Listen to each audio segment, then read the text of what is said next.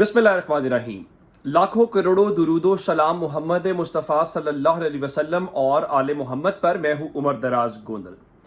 आज एक काफ़ी दिनों के बाद आप रोज़ाना की बुनियाद पर ख़बरें ये सुनते हैं कि इमरान खान को वो भी छोड़ गया, उसने प्रेस कॉन्फ्रेंस कर दी, उसने ला ताल्लुकी का ऐलान कर दिया, फ़लाँ इमरान खान के ख़िलाफ़ वादा माफ़ गवाह बन गया।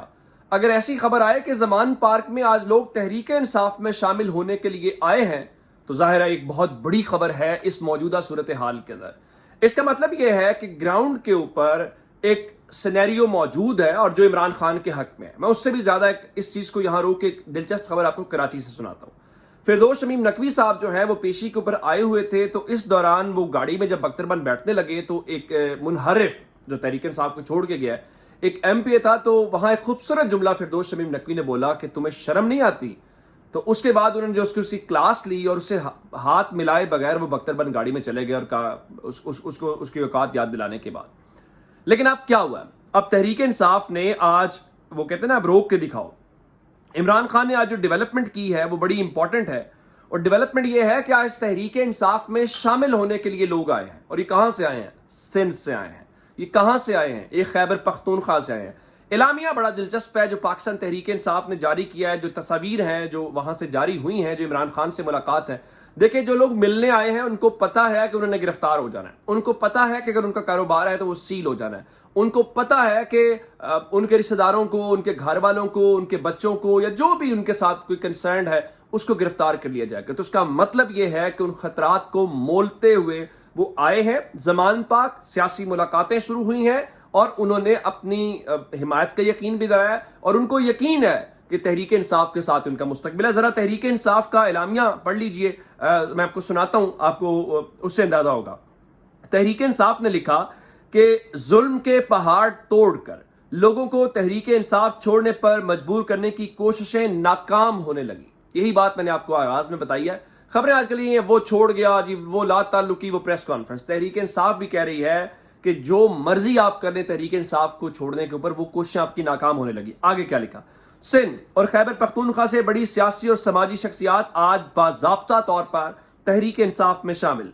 अब सबसे पहले खैबर पख्तूनख्वा सिंध से बताया गया है कि खैरपुर सिंध से पीर अफरानीपुर पीर नियाज हुसैन जिलानी ने तहरीक इंसाफ में बाज़ाब्ता शमूलियत का ऐलान किया है। उन्होंने आज इमरान खान से मुलाकात भी की है और बाकायदा तस्वीर के बाद किसी को शक व शुबा नहीं रहना चाहिए। इसका मतलब है कि पीपल्स पार्टी, और जब ऐसे में खबरें हों कि प्रोजेक्ट बिलावल लॉन्च कर दिया गया है, जब ऐसी खबरें हों कि पीपल्स पार्टी आ रही है जी, नवाज शरीफ आ रहा है, शहबाज शरीफ आ रहा है, तो सिंध से इमरान खान के ऊपर लोगों का एतमाद होना बहुत बड़ी बात है। आगे चलते हैं। खैबर पख्तूनख्वा से हारून लगारी भी पाकिस्तान तहरीक इंसाफ का हिस्सा बन गए। अब ये जो हारून लगारी हैं, ये कौन है? ये भी बड़ी दिलचस्प सूरत हाल है कि ये साहब कौन है और ये इस बारे में क्यों उनसे लड़ने के लिए आए हैं। अब ये हारून लगारी जो हैं, ये अगर देखा जाए तो परवेज खटक के मुकाबले में इलेक्शन लड़ते हैं, और बताया ये गया है कि हारून लगारी जो हैं उन्होंने अब न सिर्फ परवेज खटक के मुकाबले में इलेक्शन लड़ने का ऐलान किया है, बल्कि उनका सियासी करियर, 40 साल जो सियासी करियर है, वो भी खत्म करने का चैलेंज उन्होंने दे दिया है। अब मजीद तहरीक इंसाफ ने अपने एलामिये में लिखा है कि दोनों शख्सियात की चेयरमैन तहरीक इंसाफ से खुसूसी मुलाकात। पीर नियाज हुसैन जिलानी साबिक वजीर आला सिंध कायम अली शाह की दुख्तर को शिकस्त देकर खैरपुर के जिला नाज़िम मुंतखब हुए। हारून लगारी का ताल्लुक खैबर पख्तूनख्वा से साबिक वफाकी वजीर परवेज खटक के हल्के से है। दोनों शख्सियात का पाकिस्तान तहरीक इंसाफ की क़यादत, चेयरमैन इमरान खान के कानून की हुक्मरानी और हकीकी आज़ादी के फ़लसफ़े पर मुकम्मल एतमाद का इजहार। ये बात बिल्कुल उसी तरह से है जो आतिफ खान ने ट्वीट किया था कि अगर मैं तहरीक इंसाफ छोड़ दूं तो मेरे हल्के में इतने लोग मौजूद हैं जो मेरे मद्दे मुकाबिल खड़े होंगे और वो मुझे शिकस्त दे देंगे।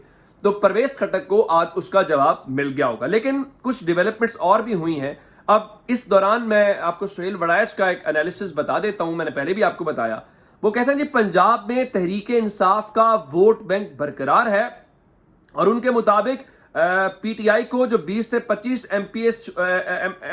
MPs छोड़ के गए हैं या MNS छोड़ के गए हैं, उनका कोई बुनियादी वोट बैंक नहीं है उस तरह से। اور وہ عمران خان کی بنیاد کے اوپر جیت کے آئے. ان کے مطابق پی ٹی آئی میں 60 سے 70 لوگ دیگر پارٹیوں سے ہیں. ان کا پرویز خٹک کے جانے سے ڈنٹ پڑا ہے. اب پرویز خٹک کے جانے سے کیا پاپولر ووٹ بھی گیا ہے؟ اس کا ہمیں تھوڑا سا ٹائم لگے گا, جس بنیاد کے اوپر ہم اندازہ لگا سکیں گے کیا صورتحال ہے. اچھا, اس میں ایک بات اور ہے, اور وہ کیا ہے؟ وہ یہ ہے کہ دیکھیے جناب, جب پاکستان میں جب بھی کوئی پولیٹیکل اس قسم کی سچویشن ہوتی ہے تو غیر ملکی سفیر بہت امپورٹنٹ رول پلے کرتے ہیں. غیر ملکی سفیر پاکستان میں کون سے ایسے امپورٹنٹ ہے؟ یو کے امپورٹنٹ ہے, امریکہ امپورٹنٹ ہے, یو اے ای امپورٹنٹ ہے, سعودی عرب امپورٹنٹ ہے. یہ عام طور پہ ہمارے انٹرنل معاملات کے اندر ان کا ایک اثر و رسوخ ہے. چائنیز ایسے معاملات میں نہیں پڑتے. اب یہ جو ملاقات ہے جس میں آپ کو بتا رہا ہوں کہ جو غیر ملکی سفیر ہیں ان کی دوڑیں لگی ہیں. اب آپ جانتے ہیں, جس طرح میں نے آپ کو وہ بتایا کہ پرویز خٹک کے حلقے سے ان کے مخالف امیدوار پاکستان تحریک انصاف میں شامل ہو گئے ہیں اور وہ چیلنج قبول کر رہے ہیں کہ وہ پرویز خٹک کو ہرائیں گے. اب پرویز خٹک خیبر پختونخوا کے اندر ایک ان کا جوڑ توڑ کی حد تک تو ٹھیک ہے. اب اصل معاملہ یہ ہے کہ کیا ووٹ ان کو پڑتا ہے, نہیں پڑتا.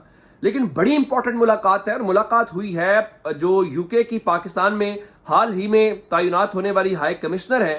انہوں نے آج اسلام آباد کے اندر پرویز خٹک سے ان کی رہائش گاہ کے اوپر ملاقات کی ہے, اور اس موقع کے اوپر سابق وزیر اعلیٰ خیبر پختونخوا محمود خان بھی موجود تھے.